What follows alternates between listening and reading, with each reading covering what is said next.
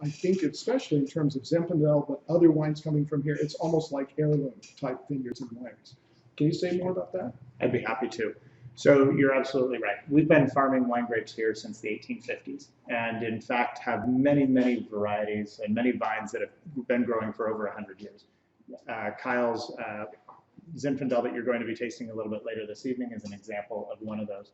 But a number of our families have been farming for many generations here in Lodi, and so we have a long and storied history with what we've been doing in terms of the vineyard.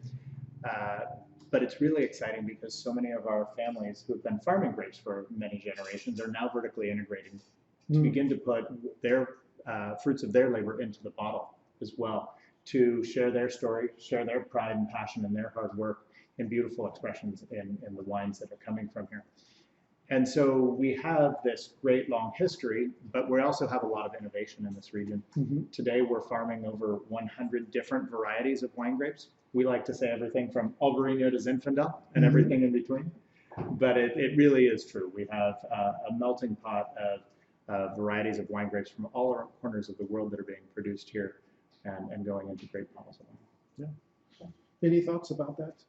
What do you think, Kyle? I think he's covered it pretty well. I mean, it is a region that's steeped very deeply in history, and you know, it's not uncommon to talk to a vintner today in the area that is third, fourth, fifth, even sixth generation on the original family farm, you know, growing wine grapes for that time. So it's one of those hidden gems that consumers are really just discovering, and for us, it's just amazingly exciting. So.